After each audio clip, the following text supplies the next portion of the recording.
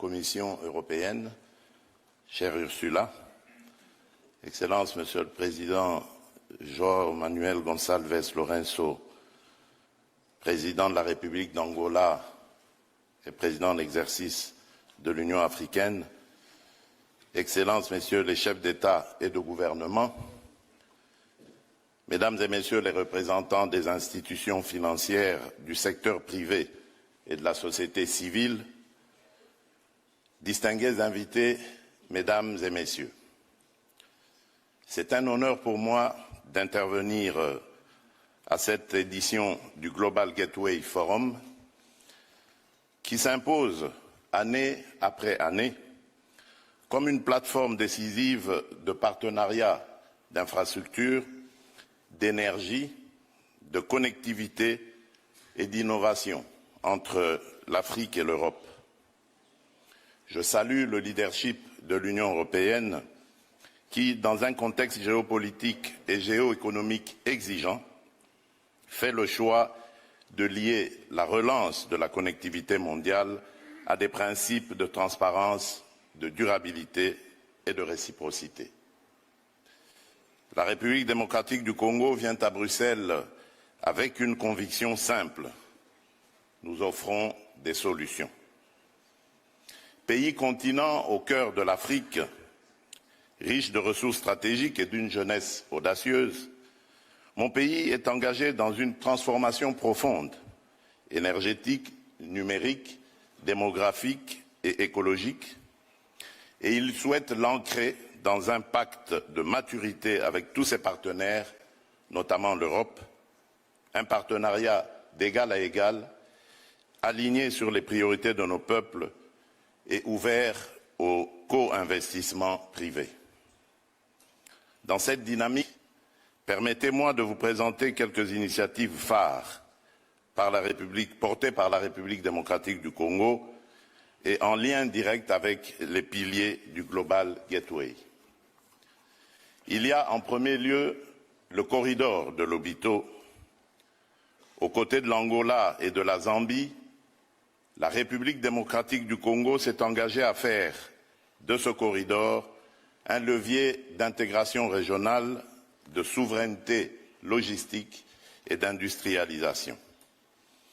Un investissement initial de plus de 1,6 milliard de dollars américains permettra d'ici 2030 de tripler la capacité d'exportation annuelle de minerais critiques de 3 à 10 millions de tonnes.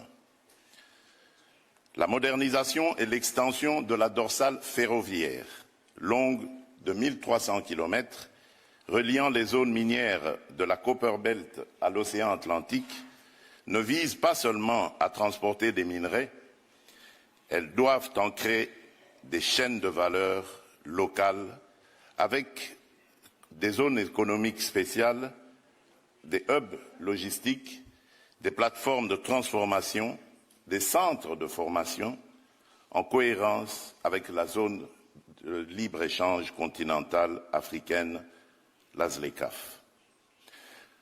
Notre objectif est clair, transformer davantage en Afrique, créer des emplois de qualité et fluidifier les échanges continentaux.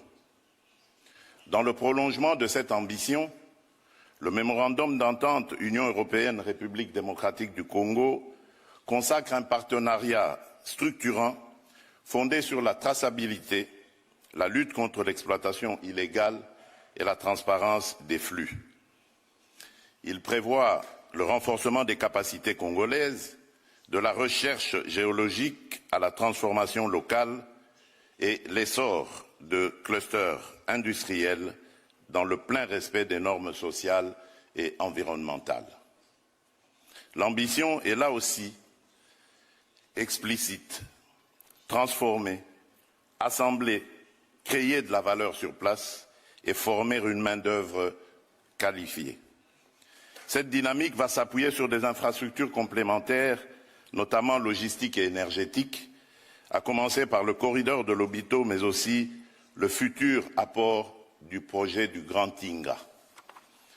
En effet, Fort d'un potentiel hydroélectrique unique, le Grand Inga peut devenir le socle d'une industrialisation décarbonée en Afrique centrale, tout en soutenant l'émergence d'usages d'avenir, hydrogène vert, corridors électriques régionaux, offres compétitives pour l'industrie et les services numériques. Nous proposons d'inscrire le projet Grand Inga dans le pipeline du Global Gateway avec des mécanismes de financement innovants, des garanties, des contrats d'achat d'électricité de long terme et une gouvernance exemplaire sur les plans environnemental et social. Je le dis avec la plus grande conviction. Aucun agenda mondial de transition énergétique n'est crédible sans l'Afrique centrale. Il est donc temps de transformer ce constat en action.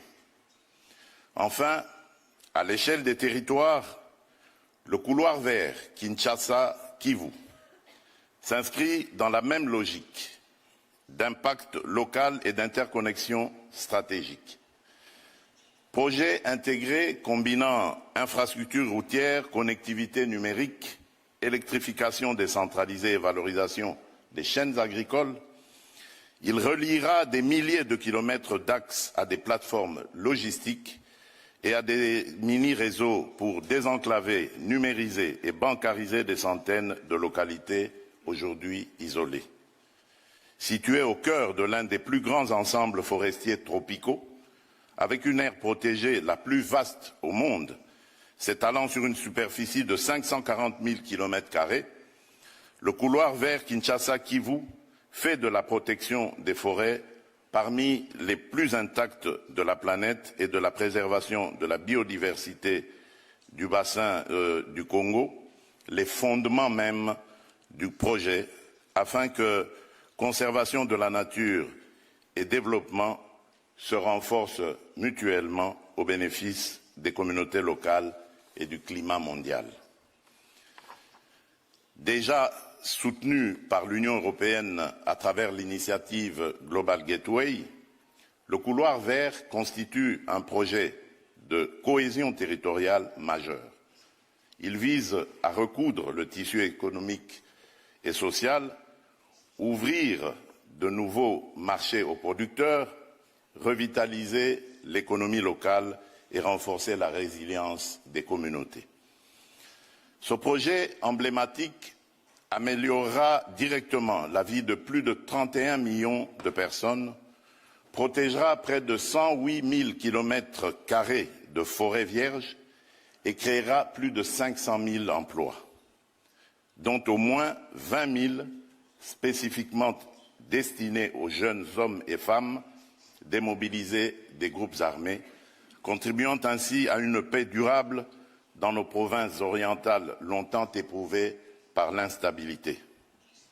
Une initiative historique qui illustre ce que l'Afrique et l'Europe réalisent lorsqu'elles s'écoutent, co-construisent et investissent dans les projets à fort impact humain et à haute valeur ajoutée locale. Dans un autre registre, l'essor mondial des centres de données d'intelligence artificielle impose une équation nouvelle. Une énergie abondante et verte pour soutenir une économie numérique sobre en carbone.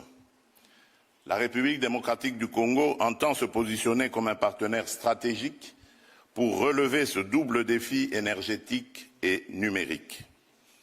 C'est dans cet esprit que nous envisageons, à proximité du complexe de Grand Inga, la création d'une zone économique spéciale dédiée à l'industrie de la donnée, réunissant 3 atouts essentiels: une énergie propre, une connectivité transcontinentale par fibre optique et un cadre incitatif favorable à l'implantation de centres de données à portée mondiale.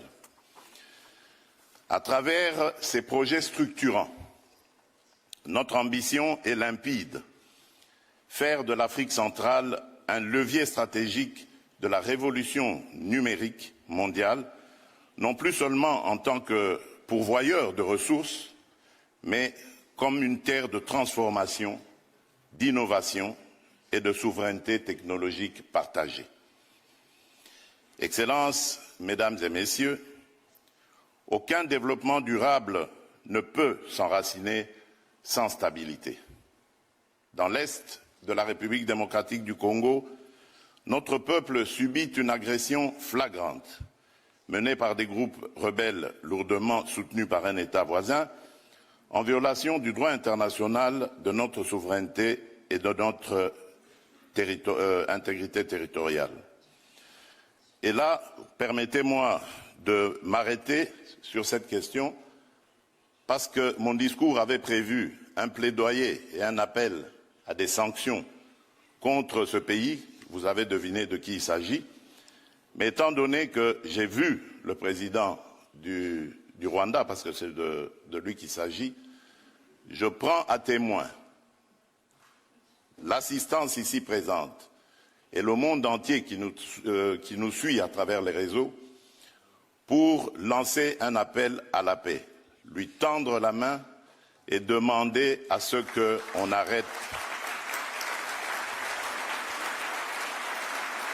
arrête cette escalade. Monsieur le Président, vous le savez très bien, depuis que j'ai été élu en 2019, lors de mon premier mandat, je suis allé voir tous mes 9 voisins, plus particulièrement le Rwanda et l'Ouganda, pays avec lesquels nous avions des tensions, pour vous proposer de travailler ensemble, de rapprocher nos peuples, nos communautés, pour le développement et le bien-être de celles-ci.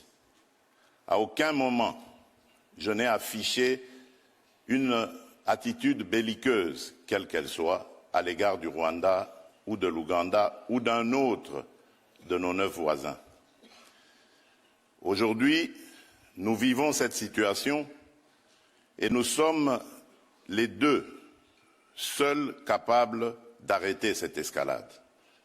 Je le dis en prenant à témoin le président João Lourenço, notre président actuellement de l'Union africaine, dont je rends d'ailleurs l'hommage, un hommage particulier pour son implication dans cette crise, et qui, comme vous le savez, était à quelques encablures de la régler définitivement. Mais malheureusement, sans aucune raison, en tout cas je n'en ai jamais entendu jusqu'à ce jour, vous avez boycotté cette cérémonie alors que nous étions à 98% déjà de recouvrer une paix durable. Mais il n'est pas trop tard pour bien faire. Et c'est pour ça que je prends à témoin ce forum et à travers lui le monde entier pour vous tendre la main, Monsieur le Président, à ce que nous fassions la paix des braves. Et cela demande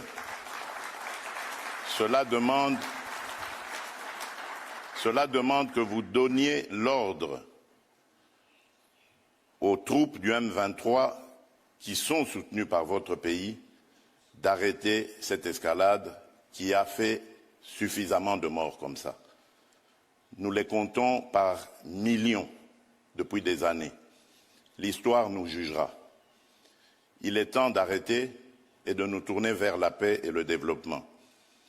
Je remercie le président Cyril Ramaphosa qui est venu à nos côtés, qui n'a pas hésité à envoyer ses troupes, dont d'ailleurs certains éléments sont tombés sur le champ d'honneur dans notre pays, au front, ce qui nous oblige à rester définitivement reconnaissants envers la République d'Afrique du Sud et des autres républiques sœurs de Tanzanie et de Malawi qui avaient aussi contribué à des troupes.